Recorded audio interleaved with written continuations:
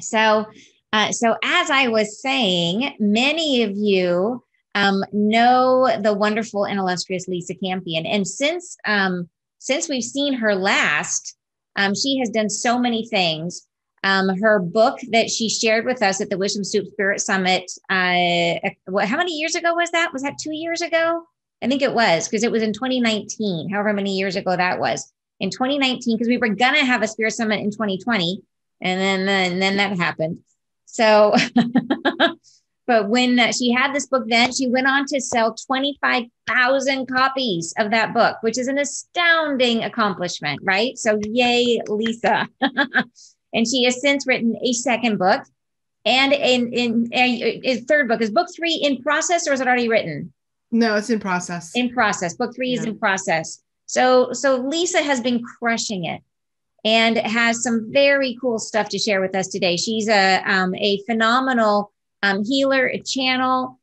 She has been one of the instructors for Riz Thomas's Energy School for many, many years. So has been around the block and back again.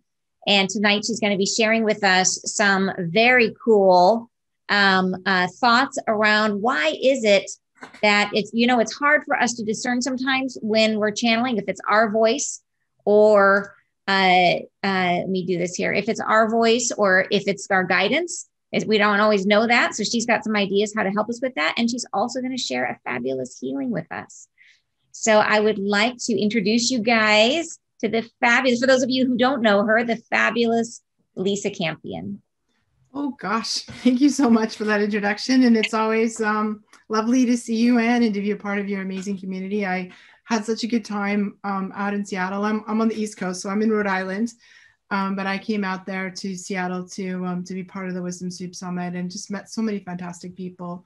Yeah. So thank you so much for having me. It is like the best community ever. It's really great. It truly is. It's a really, really nice community. Yeah, exactly. So tell us, tonight you're going to be sharing a bunch of different stuff with us. One of which, and just a moment here, I have a bunch of stuff that we talked about that I want to be able to share together. So one of the things I wanted to ask you just to start out was about your own psychic ability, because pretty much everybody in this group is on a spiritual path. Many of you have been working, either you're already professional healers or channels, or you're in the process of developing those gifts. I think they would love to know your own story as a psychic and as a healer. How did your gifts come in? Sure. Well, I'm sort of the oddball in that I've been working as a psychic since I was 19 years old, and I've never done anything else. That this has been my whole life. Besides, I write books and I teach and all that, but I've lived in this world since I was 19, and I grew up right outside Boston. And I was born in the 60s, so I was growing up in the 70s and 80s. And as one of those like I see dead people kids, you know what I mean? I was really like very much having intense psychic gifts. I think that it came, and I don't usually tell people this, but I will tell you guys this, that it came from the fact that I had a twin brother who died in utero. And that gave me the like, you know how twinsies are connected, like we're just connected mind to mind, right? And then he crossed over, he passed away, and I think that created my psychic gift, that connection crossed the veil. And so I was literally born psychic. So in my very, very first memories are spiritual psychic memories. I remember lying in my very first memory is lying, besides experiencing him die, which was trippy, to experience death before you even experience life. Wow. I knew death before I was even born. And my first memory is lying in my crib and having all these like light beings all around me, talking at me and smiling at me. And then my mom walked in the door and walked into the room, and they all disappeared. Right. That's just the way that I roll. And like Murphy's Law, the psychic child grows up in the most haunted house ever. And put the psychic child in the haunted room, the most haunted room in this big giant Victorian house out in the Boston suburbs. And it was just, fortunately my parents were hippies. So they didn't try to squash my thing, but they didn't know what it was. They just thought I had a really good imagination, like, oh, this is 19th imaginary friend you've had this month. So, like, so creative. Yeah, so creative, such a strong imagination. So they didn't really know what to do. They didn't get in my way, but they were like, we don't know how to help you, And because they were hippies, so I had some really great experiences along the way. They took me to transcendental meditation when I was 10, because that's what you did in 1974 when you were a hippie. Okay. And I met Maharishi, which is quite amazing, actually. Wow. Think about that I met Maharishi. What a lucky thing, right? I to know. have grown up with that support. That's amazing. It is very cool. And I remember my Maharishi, like, so he was doing Diksha, like Shakti Pop for people and giving them a mantra. And he brought me into one at a time. Everyone went into the back room and talked to him. And he was like, blah, blah, blah. And all of a sudden he looked at me. He was like, and he looked at me and goes, oh, honey, he's talking through a translator. I'm so sorry. He's like, if you'd grown up in my country, we would know what to do with you. But because America's basically spiritually bankrupt, you're kind of out of luck. It's going to suck, but you've got to like hang together with it, because when you're an adult, you're going to help a lot of people. So stick to it and it's going to be okay. And I was like, oh my God, somebody thank you for like, thank you for saying something, and he kind of, that gave me some hope. And I actually got a lot of my spiritual education and by watching horror movies. And so how was that? Okay. There's a story there. There's a story there. So when I was like 12 or something, I snuck into the theater with my friend to see the movie Poltergeist. My parents had forbidden me to go, but I went. And they had there's a character in there that's a psychic, right? And I was like, I was 12, I'm sitting in the movie theater, and I was like, you can do that? That's like, I'm gonna do that. And then she talked about like what happens when you die and why people get stuck. And I was like, thank you for telling me. Like I gleaned this like little gem out of it. And then I watched every single ghost story, paranormal movie I could get my hands on. And I learned some stuff that was okay, and I learned some stuff that was really wacky and not true at all. But okay. And then I studied martial arts as an older teen and in college. And then it was the New Age. Then it was the 1980s, and the New Age dawned. And that's when I trained I got some proper training and actually just started seeing clients. Very cool. And I mixed from that point. Then I studied counseling and psychology because I needed to know what to do after at 19, I could deliver the message, but I didn't know what to do when the person cried after, or had him. I was like, I don't know what do I do now? So I studied counseling, and then I mixed psychic development and counseling for many years. And then 22 years ago, I learned Reiki, and started adding energy work into my practice, because I was seeing energy. I'm a pretty good medical intuitive. I was seeing things that happen in the body, and I needed a way to access the body in the energy field, which Reiki gave me a great entry point into that. I also taught in an energy medicine school too for the past 15 years. And nowadays I feel like my jam is to teach psychics, healers, and empaths to fully step into their gifts, to be fully empowered up in all the areas, because my goal in life is to create an army of healers to go out and save the world, because the world needs saving. Yeah. Right now. Yeah. And that's like, it's such this beautiful ripple effect if I can help somebody through psychic development, or teaching them energy work, or working a lot with empaths, because my second book is about empaths. Yeah. It's called Energy Healing for Empaths. Yeah. So the empaths, psychics, and healers are my people, and the more tools I can put in their hands, the more they go out and do all the things they're meant to do.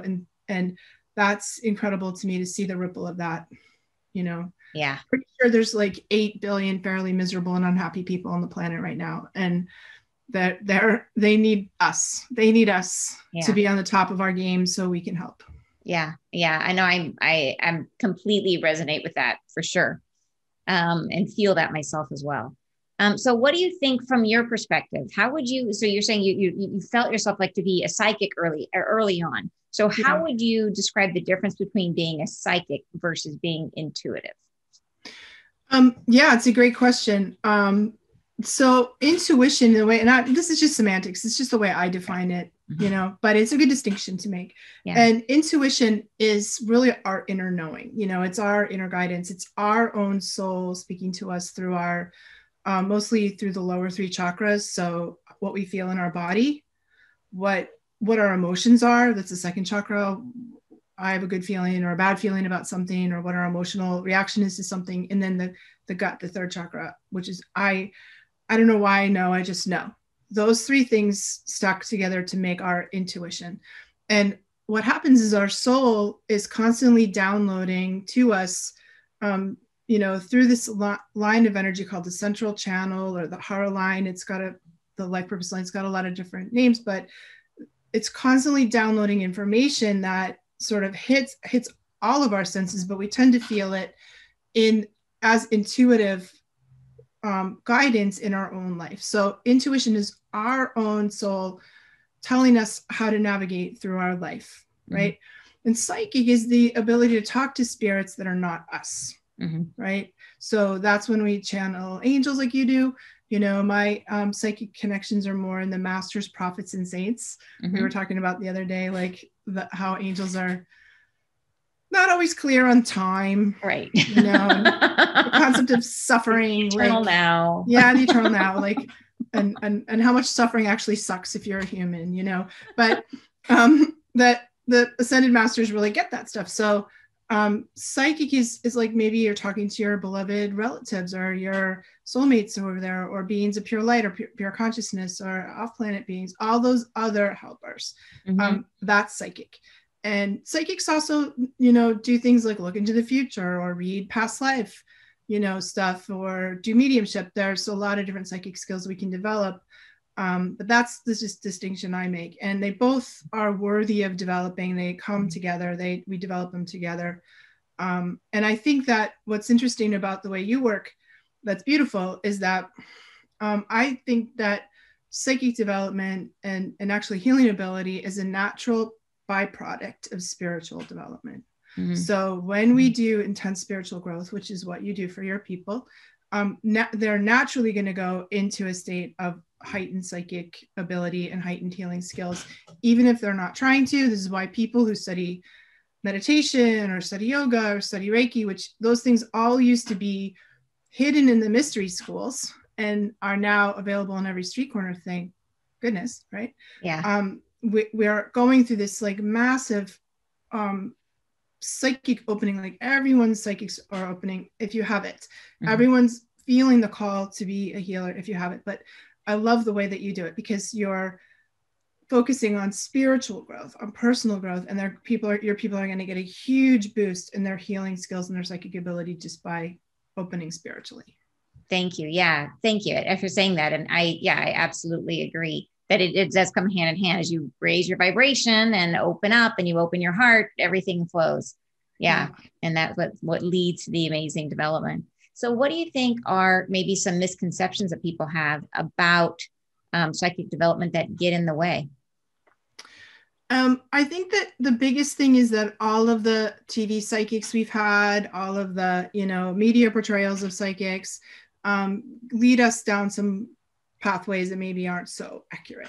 For example, that everyone needs to be a visual psychic. And I've had so many people, the visual psychic is the most rare. It's the biggest pain in the, like when I teach psychic development, I have everyone, there's all these people who are looking to, they all want the visual psychic. And then I have the 3 or 4 actual visual psychics who are like in the fetal positions, rocking and going like, turn it off, turn it off, turn it off, turn it off, make it stop, make it stop, make it stop.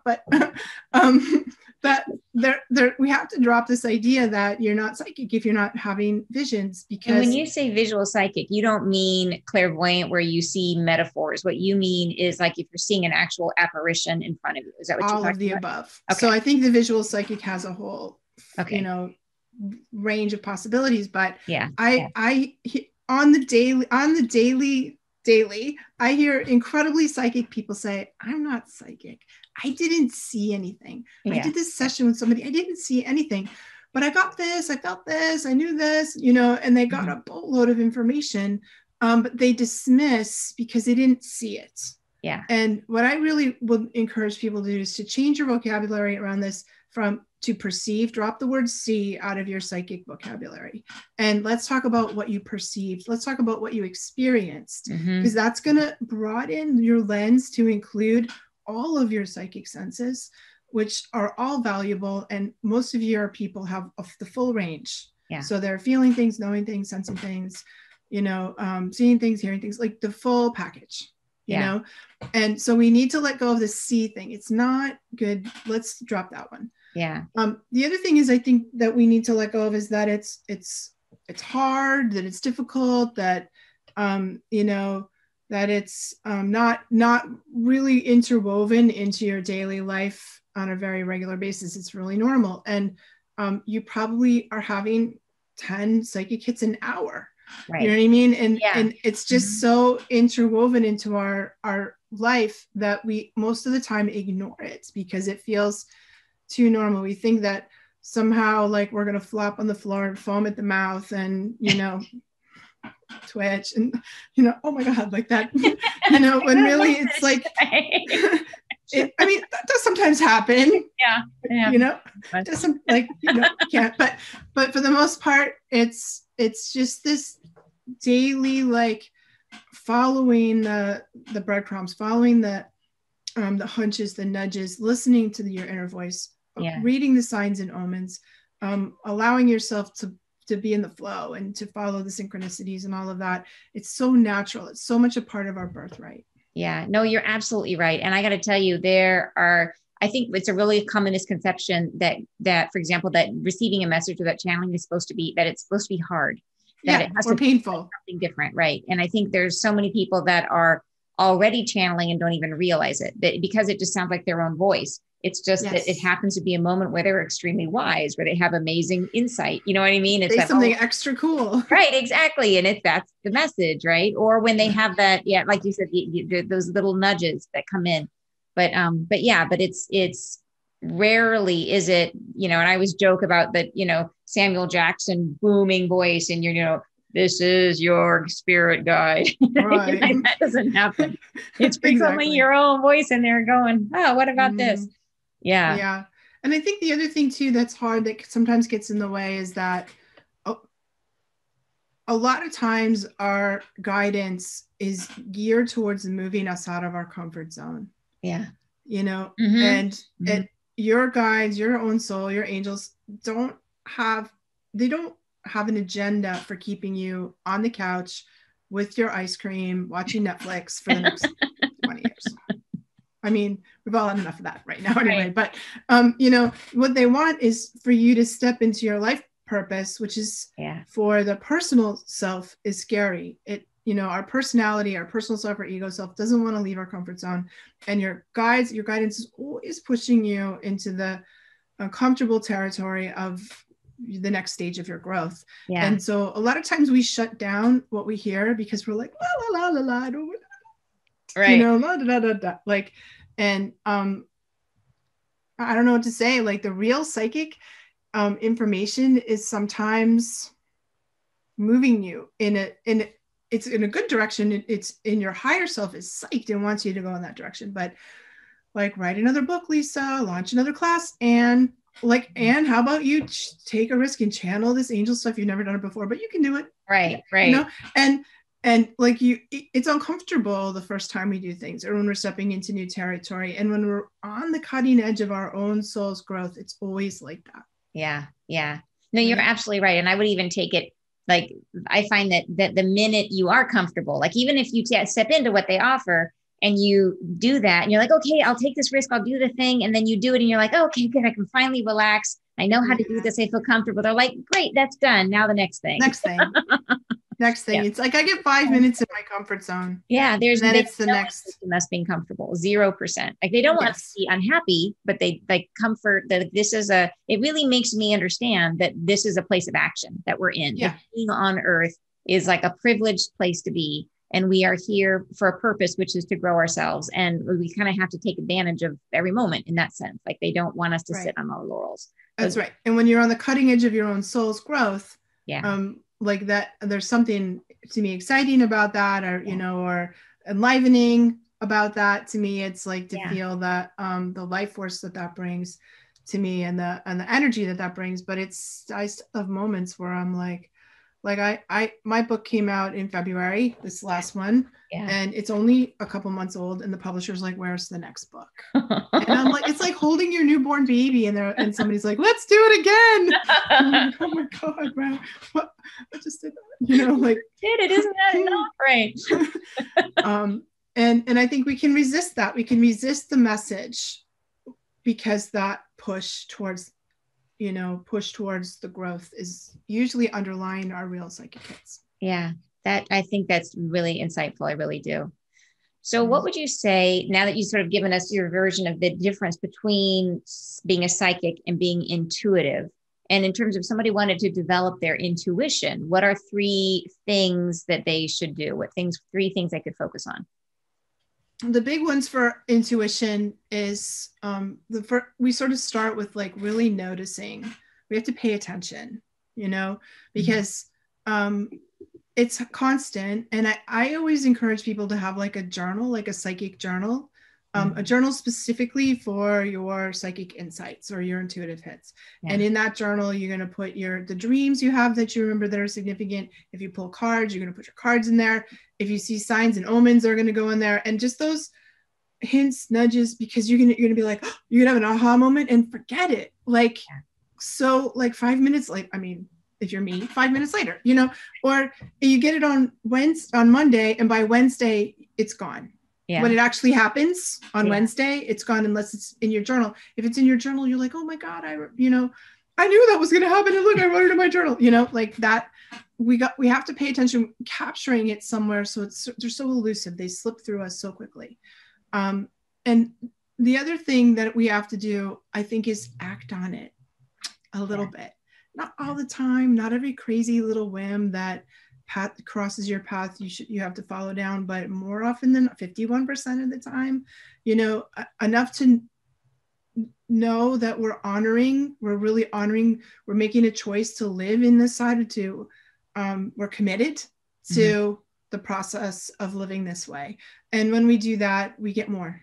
You know, we get more psychic information, we get more more intuitive information. So paying attention, tracking it all, and we have to sort of quiet the disagreement that our mind gets into, because a lot of times with our intuition, we can really argue with ourselves, because your mind's like, Lisa, why do you think that? Like, why? That's dumb. Like, quit, you know, why don't you like that person, Lisa? Everybody else likes that person. What's wrong with, you know, like, that's a perfectly good person. And your intuition's like,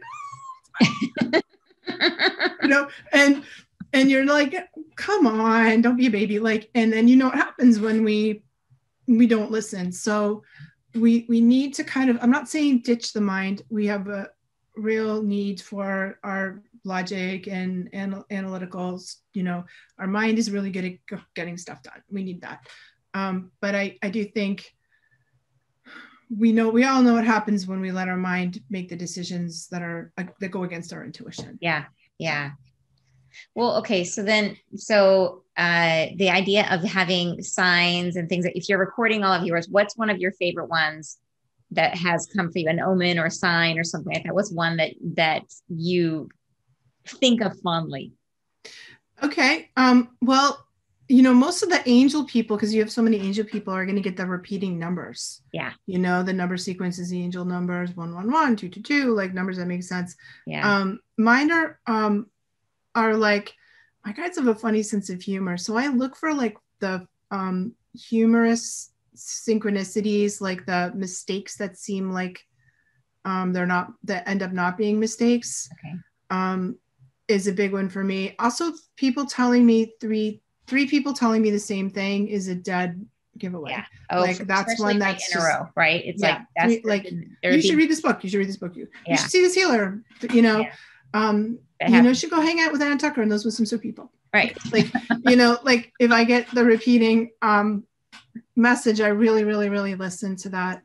And I have a thing like sort of with the natural world too. So I kind of pay attention to the animals. I live out in the country. There's animals and all kinds of weather, and then the natural world gives me a lot of information and feedback. Yeah, very cool. Dreams too. Yeah, dreams are, I'm big on dreams. I think you know that, but yeah, very cool. And pennies, do you ever do pennies? Do you ever get pennies that are? Yeah, I have gotten pennies. And one time when I was pretty young, I was in sort of a questioning phase about this whole psychic thing. And I was like, I don't know, what should I really do? I was like in an existential crisis in my life, in my spiritual life. And I threw down hard. I was like, I need to believe, so, you know, I need it. And I want a parking space in Harvard Square, which is like,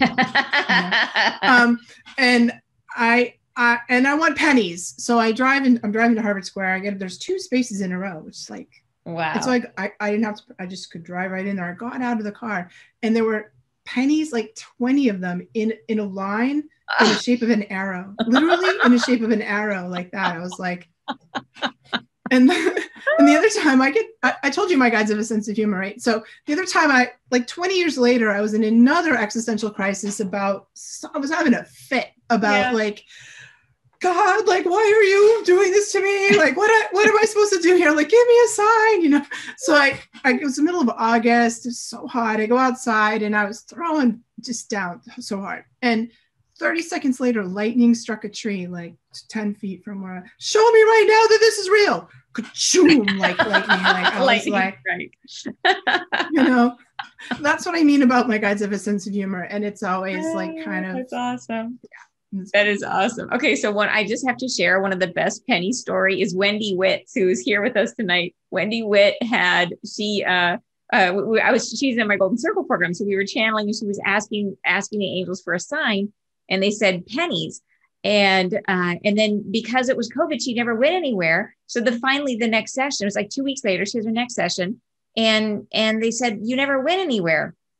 So finally she goes out. The first time she goes out, they're out walking and she walks into a store she's never been in before. And she looks down and the flooring for the place is pennies. The entire floor is made of pennies. Wow. I know. Isn't that phenomenal? That's cool. The first moment she steps out of the house, she gets pennies. But I had this one client and this is amazing. She was an angel person like you. And we were talking and literally feathers would manifest out of the air. Wow. Like nowhere. She was like, we'd be sitting there talking like it would float down like these little white feathers. I'm like, where did it come from? I'm in the middle of my office in an office building. Like, where are these coming? Nobody has a down code anywhere. Like, and they would just like materialize. That's amazing. She'd be like, look, here's another one. It wasn't there 5 minutes ago. Like, I love that. Yeah, there was some crazy stuff with that girl and her feathers. Wow. Okay, so what about, so we talked about intuition. What about for someone's psychic ability? What are some ways that they could grow their psychic ability? I really think that takes practice.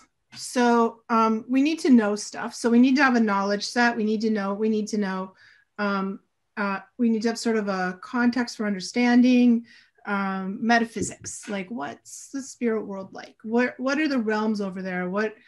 How do we, and I have a map where I kind of mapped the spiritual worlds, the other side, the way that I see that, So we need kind of the map, we need a guide, we need information. And then the next thing we need is practice. Yeah. So, to do practice readings with each other, to do readings in a place where you can get feedback. You can not feel ashamed to try, well, what about this? Or what about that? Or I saw that, but I don't know what it means. What does it mean to you? It's hard to do that with a client, but we can do it with our practice partners. And I think that it's like going to the gym and actually working out the muscle that we need to gain confidence, to have feedback in what we're doing. I think that we need meditation in a spiritual practice is the other thing that's really, really important. Whatever, if it's yoga or if it's Tai Chi or if it's a sitting meditation practice, we need to make time in our life to be quiet and to listen and to, see what comes if we put ourselves in a receptive mode. And a lot of times we need healing work. So when I work with people, and I know this is what you do too, they might need some of their chakras cleared or some of their trauma healed up or some past life resolution. Like how many psychics have I worked with that have the past lives where they were burned at the stake for, or killed for what they saw, or knew that has to get worked through. Yeah. So I think those knowledge, practice, and healing and meditation, spiritual practice seem like the real recipes. Yeah. Yeah. That's great. Well, okay. So once everybody has their intuition and their psychic ability turned on, do you have any techniques or suggestions for how they can turn it off when they're out and about, or turn it on and off when they're with clients? What are your thoughts on that? Yeah, super important to do that one. So there's a couple things that I can say there. One of them is practicing really good psychic hygiene. So making sure that you clear, that you ground, that you clear yourself, that you have, that you're boundaried. So really it's about learning to have boundaries. And that's hard for us as psychics, as empaths, as sensitives. So I teach people, to work through their energy fields that have boundaries. So you go outside, you're in your bubble, and sometimes I would imagine writing on the outside of my bubble, like closed for business, and I would set boundaries with my guides. Like, I'm only going to talk to spirits in my office hours. I had to really throw down hard once. It was maybe 15 years ago. And it was a Saturday night, and it was like 11 o'clock at night on a Saturday night. And it was in my bathtub. My kids were little. It was the only time of peace I ever got, right? Yeah. After they were asleep, I'm in my bathtub, and some dead girl shows up in my bathroom. And I was like, do you mind? I'm in the tub. And it was just like, I was like, I just broke. I was like, not at 11 o'clock on Saturday night in my bathtub. Is there no space? So I just freaked out. And I just said to my guides, look, office hours. I will deal with dead people when they come in with my clients Monday morning at 9 o'clock, but not during this time. And I really meant it. And I worked on creating a boundary around the house. I worked on creating the boundary around my own self. So I think it's that, and whatever that works for people. Like, one of my friends does a ritual. She has she lights her candles, she does her sage, she does this meditation, she chants, and that's the opening. She has like this conscious process that she goes through to open. And that's then when she's done, she goes through another ritual that's shutting that down. She blows the candle out. She's okay, closing everything now. And that really works for her, because she consciously opens and consciously closes when she needs to. And I think there's all kinds of different ways that we can do that. I tend to do it by visualizing or imagining what's going on inside my own energy field, but she uses a more practical ritual to do it. That makes sense. So lots of people in the group, as you know, are already channels and highly intuitive and highly psychic. But even so, lots of them will say that they can read anything for anybody else. So they have no problem doing it for other people, but they have a hard time doing it for themselves. What would you say to that? Do you have any suggestions for them in terms of how to get better channeling or better information for themselves? That's really, really, really common. It's something that I think all psychics come across, and because it's when we get triggered about something, we lose our connection. Yeah. So if it's somebody else's kids, you can see it, but if it's my kids, forget it, or my family, or my relationship, or something and once you have the emotional trigger, we lose our connection. Yeah. And that's where you can sort of fall back on divination tools. Card readings, pendulum readings. I'm a user of the tarot. That's the good old Rider-Waite for 25 or 30 years now. So I know the cards will tell me the truth. The other thing is I have to ask myself, do I want to know the truth? Yeah. And sometimes I've had so many readings where I'm like, shut up, you stupid cards. I don't, or you throw them across the room, that's not true. We have to ask ourselves, and also this is where we help each other out.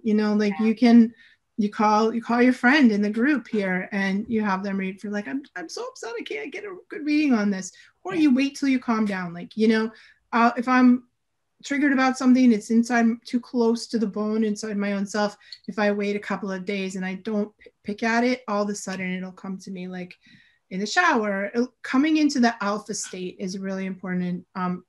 all of the good psychic stuff happens when we go into alpha, and the deep healing happens more in the theta brainwave. So anything we can do to put ourselves into the alpha, like and the alpha state is like a light trance state. So when you're meditating, you go there. When you're washing the dishes, walking the dog, mowing the lawn, driving your car, all of those activities create this alpha brainwave state that all of a sudden the information can slip through, even if you're in a more triggered state. Yeah. That's why you worry. And then you go take a shower and all of a sudden it's there. It pops or in. You're like vacuuming and all of a sudden it's there, like, and that can also be something like cultivate those alpha activities to maximize the time that you can get information and know which ones really work for you. Yeah.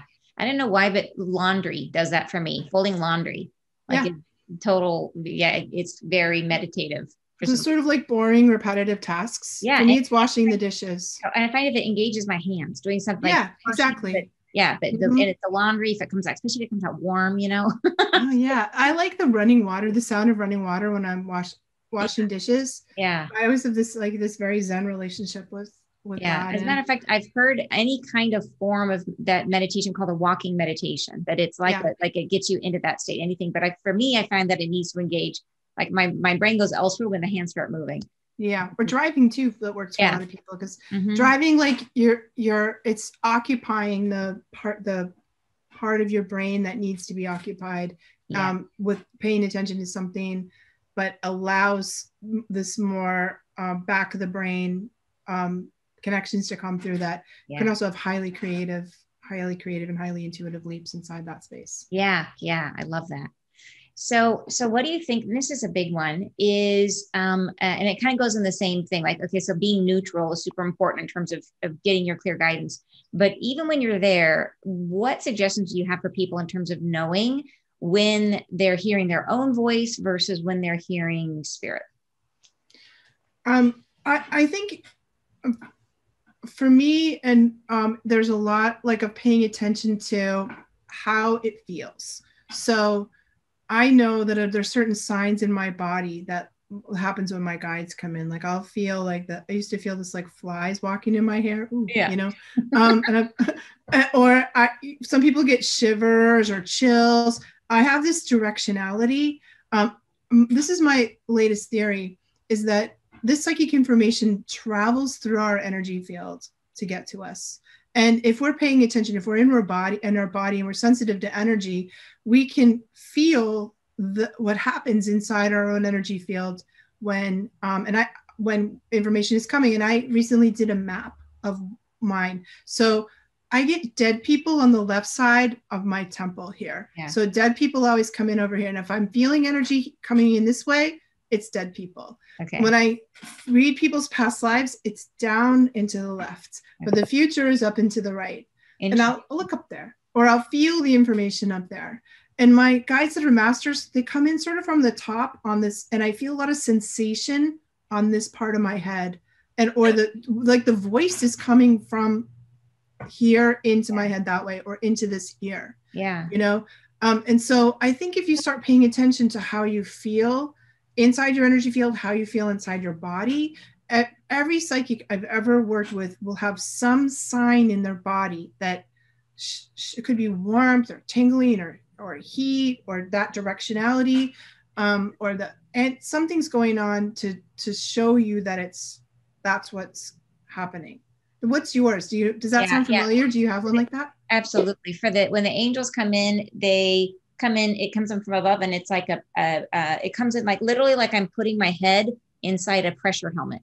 Like it comes down over my head, and it used to be extreme. But that's because it took me a while to get used to the energy. It used to be, before I understood what was happening, I thought one of my guides was sitting on me, and it was so much pressure on my chest and on my head that I couldn't actually breathe. Like it was intense pressure. It just because I was just new to the energy. And it's gotten to and then in the beginning, channeling was actually painful because it would be so much pressure on my head. It'd be like putting my head inside a vice, and they just come down to like here, but it's just little like squeezing my brain. And now I seek it, and I had to learn to move into it, because you had to go up into it in order to get into to start the flow. Now it's not, as I've adjusted to the energy, now I can do it no problem. It's no longer painful. As a matter of fact, I seek it and I get this lovely joy that comes in, and it's really great. But it's interesting what you were saying about the directionality, is that before, when I was doing more clairvoyant, before I started trance channeling, when I was doing mostly clairvoyant channeling, they used directionality. It was always informational. So when I was looking at somebody and I would see, like, for example, if I saw someone on the left, it was relationship, and I would know based on their posture or where they were standing in relationship to the person, what the status of the relationship was. So is the person leaning in, or are they standing back, or are they, and it would tell me something about the status. So I could tell right away just by seeing the place and the position, what it meant. And then it would be like children would be up above, their guide would be over here. It was very it was meaningful. It was always meaningful. Yeah, it is. And I really recommend that that all of you map it, like draw a little picture of yourself and put a map, like, oh, it's always angels here, dead people there, or your old granny's on this side. I see ancestor spirits off the back shoulder, and the feminine ancestor spirits go off the left shoulder, and the masculine ones go off the right shoulder. And so if I see a line of people standing behind somebody, I'm like, oh, look at all those family. You brought all your family with you. Like, you're super connected to your ancestors, and they're all here. It's cool, Yeah. And so that's something I think that's really interesting. And also feeling in your body, like what physical or what emotions, there's going to be something that happens to you that lets you know that it's that. And I think also, like, my guides tell me things all the time that I argue about or I don't agree with. And I remember, like, having a fight with one of my partners once, and my guides came in through that same direction, and they're like, he's right, And I was like, he's not right. Like, I would,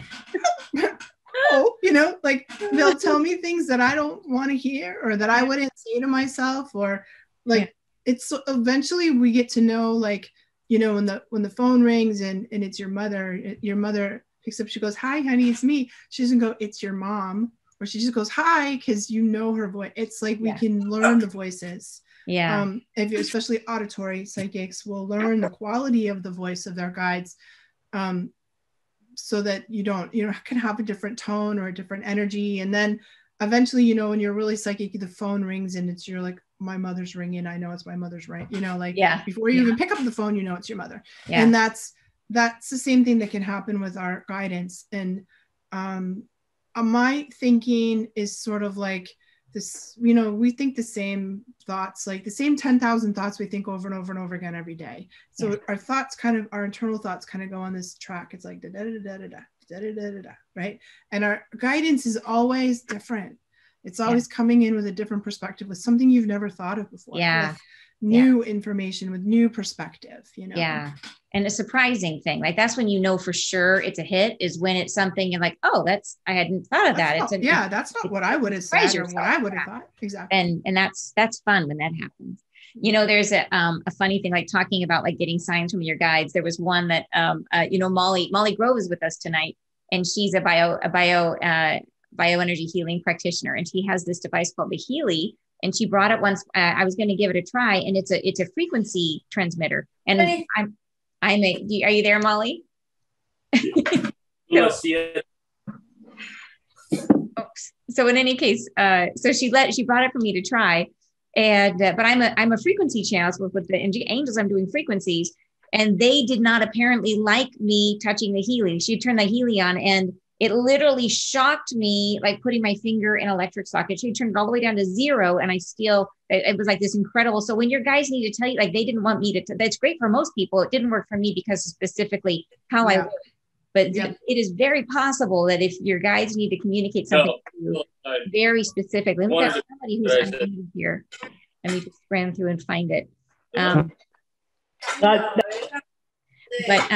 But in any case, that it's very possible that you can get a very sharp sensation.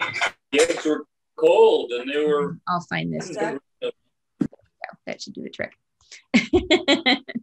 So what do you think in terms of and lots of people will ask, like, they want to know, like, who are their guides? What's their guide? They want to know the name of their guides, but who are their guides? How can they work with more guides or different guides? And it's sort of like that, the whole question around what are their guides? Who are their guides? How would you define that for people?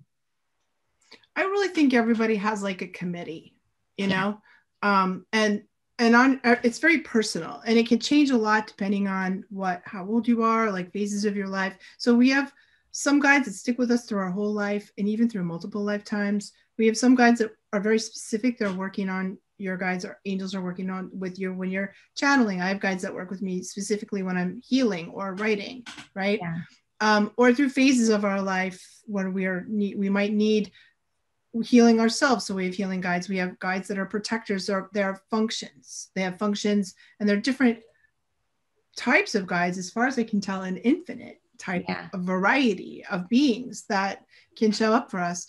And so my thing is to be very curious. It's really a relationship. So we need to form a relationship with them. That means over time, just taking the time to communicate. I really like a pendulum to confirm or deny. Pendulums are great for guides that are people that are learning and lack confidence. I'm not sure. So I just use a pendulum to get a yes or no, Yeah. And then if something comes into your room in the middle of the night and you're like, was that Uncle Fred? I think it was Uncle Fred, but maybe it wasn't. What if it was something creepy? Okay, you get your pendulum. Uncle Fred? Was it Uncle Fred? Yeah. And you get a yes or a no. And that kind of a pendulum can really help us with discernment, because the skill you're talking about is discernment. Discernment is the ability to tell what kind of spirit you're dealing with. I happen to be born with that gift. I have no idea why.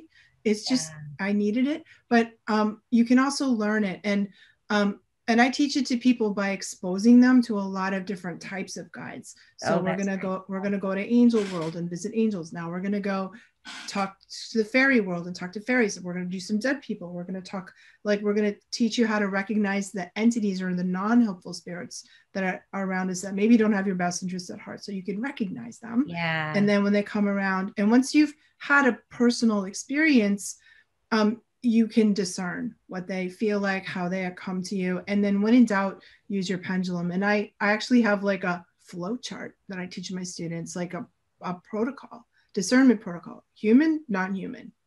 Let's start with that one.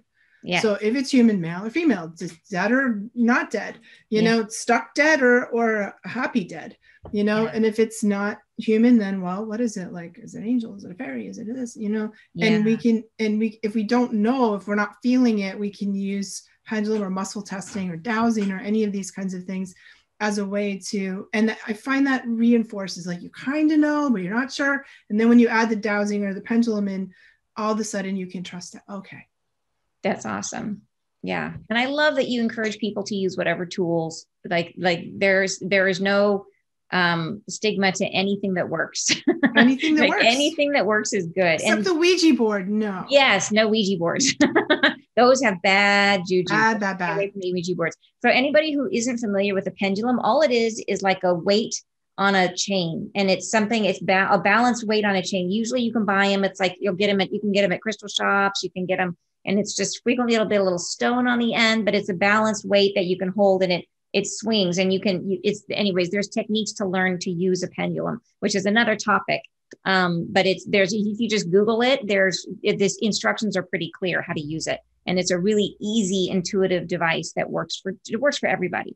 It's super easy. You can use you can use a necklace. Yeah. Anything with a weight. My grandmother used a safety pin on a thread. Yeah. Well, I think we have just enough time. If you are willing to do a healing for us, Lisa, we would be most grateful. I would love to do a healing. So the healing that I have in mind is an opening your psychic healing. Okay. And that works on the pineal gland. So it works on opening the pineal gland, which is the third eye. So your third eye is actually it's this little small gland that's sort of right behind your third eye. It's like an almond shape.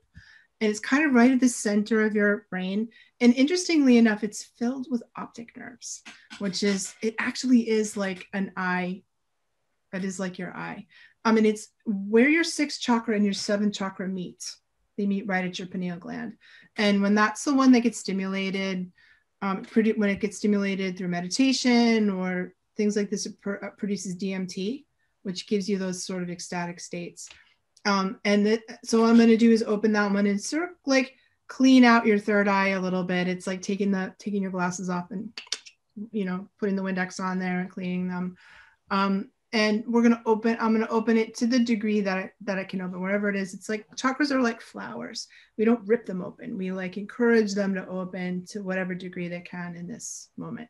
Beautiful. That sounds great. And by the way, Susan just posted in the chat a link to a dowsing website. So if anybody is looking for that, she posted one in the chat.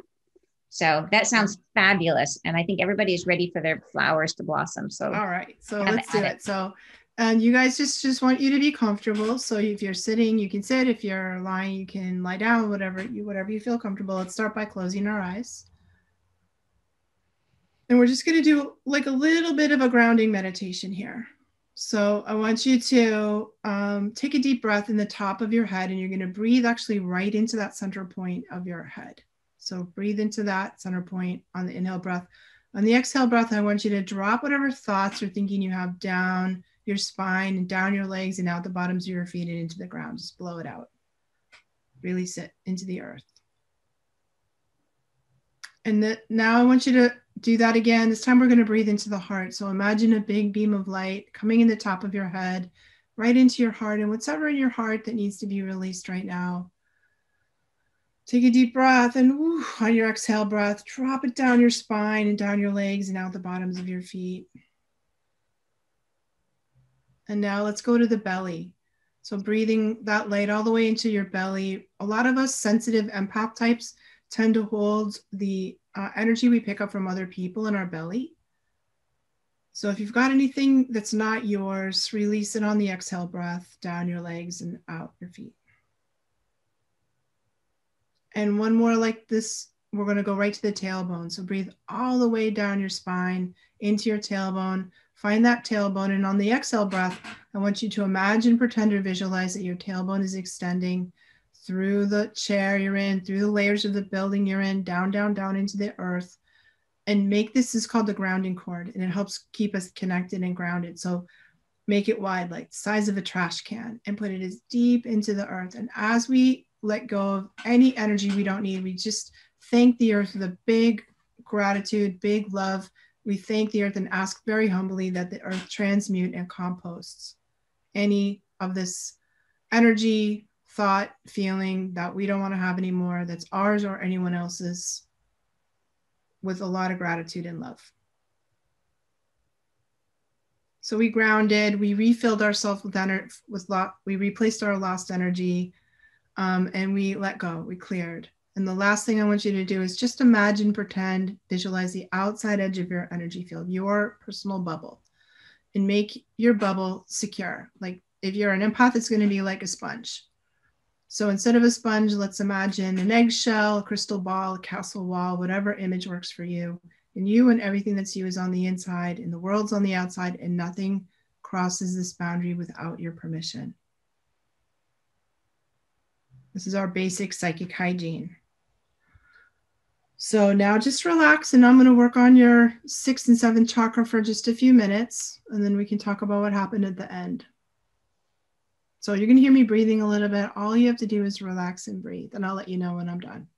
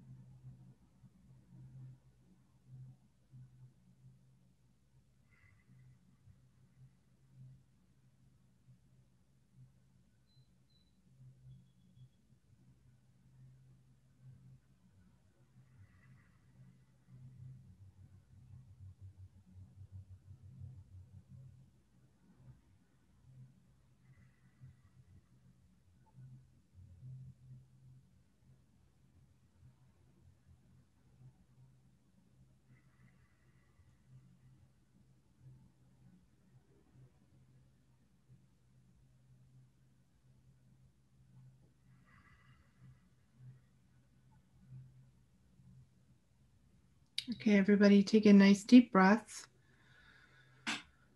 Just breathe that all the way through. So there's a lot of energy up in the top of your head. I want you to drop that all the way through your whole system. Breathe it down your spine, bring it into your heart, through your belly and out the bottoms of your feet. That's good. That's better. One more breath like that, really, really deep, all the way to your tailbone. Let it all out down the grounding cord.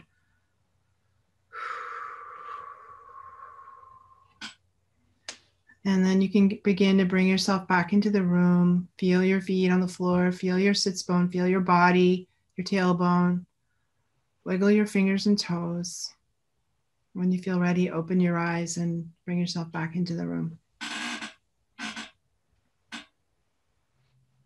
How was that?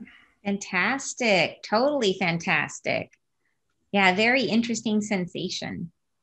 So there's what I did was really open the front and back of the sixth chakra and integrate it with the seventh chakra. And in the back of our occiput, there's another energy center there called the zeal point. And this is the one that channelers use. So the information comes in here, goes back to this point where we have kind of like this aha moment. And the zeal point's really connected to the throat. So you have that aha, and then it wants to come out your mouth, and that's what channeling is. So what I did was clear the pathways and open all the circuits for that to happen even more. That's very cool. I had a very physical sensation of, it felt like it's coming out on this side. It was like almost like having a when you get a tick where something is, you know what I mean, like where you're getting involuntary muscle spasm. Was coming down but it was inside the head. Coming down this way. I could feel you were rummaging around in there doing something. I was a bit. I was a bit. Yeah. Very cool though. Very cool. Did anybody else have any experiences that you want to share? Anyone else? Go ahead and unmute yourself if you had an experience or felt something that you'd like to share. Yes. Yeah. What was that point called again? It's called the zeal point. ZEAL. Is that happen to be right on like the end of the vertebrae, like right underneath the? Yeah, it's the occiput. It's the bulgy part of the spine back there. So when the base of when your neck comes up and that hits that bulge in the back of your head, it's right there on that bulge on the occiput. Yeah. Okay. Is there like a reason why you would get like swelling like on either side of the spine because of anything like that you would know or no? It's possible. I mean, if you have your atlas bone, so that's first cervical vertebra can get jammed, and you want to go to a chiropractor and make sure they give you the atlas adjustment for cervical adjustment. So it can be the bone out of place, but it can also be tension building up in that chakra. If you're it's not really one of the seven chakras. It's sort of an additional energy center that not everybody talks about, but it's there. If energy's building up there and you don't speak it, or you don't know what to do with it and you're holding back a little bit, you can develop an issue back there. Thank you. We got a couple comments. Annie says, I just feel great. Thank you. Anita says, tingling and some gentle pressure across my upper chakras. Then at the occiput, something going on. Thank you. Very cool. Very cool. Anybody else? Any comments or questions for Lisa? Oh, I actually felt at one point, hi, sorry, I don't know if you can see me. I felt at one point like a really bright light, and then like, it's like a tunnel above, like of light opened up. So cool. It's really like, yeah. That's the seven chakra opening. When you see that tunnel of light up there, that's your seven chakra opened up wide. Yeah, fantastic. Thank you so much, Lisa. So tell us about so do you have a concept for this third book that you're supposed to be baking at the moment? Yep. It's actually about psychic development, and it's called Awakening Your Psychic Ability. Super. So it's really going to be like my first book is called The Art of Psychic Reiki, and it was kind of the combination of Reiki, and then what happens to people who study Reiki, whose psychics pop open. And then the second book was the Empath book, and really how to be powerful, how to be an empowered empath. and live from that as your superpower, which it totally is. And this one's straight up psychic development. So I'm looking forward to it. It's going to be fun. Very cool. I think you'll have a lot of readers in this group. So, well, thank you so much, Lisa. It was so fun to have you on. It's so fun to talk with you, and just great to see you again. Thank you so much for sharing everything and for that phenomenal healing. That was really cool. So I'd be curious to hear if anybody, after having this, if anyone has any sort of follow-on experiences or openings, please share them with us. And we will look forward to having you back again soon. Thank you, Anne. Thank you so much for inviting me in front of your lovely group. It was so much fun to be here. Awesome. Thanks. All right, you guys, we will see you again. It's always the second Thursday of every month. So we'll see you again next month on the second Thursday. And I will be posting this video on our YouTube channel as well. So you can always catch it again later. If you want to rewatch or re-experience that healing, it'll be on our YouTube channel, Wisdom Soup. All right, you guys, thanks a lot. We'll see you soon.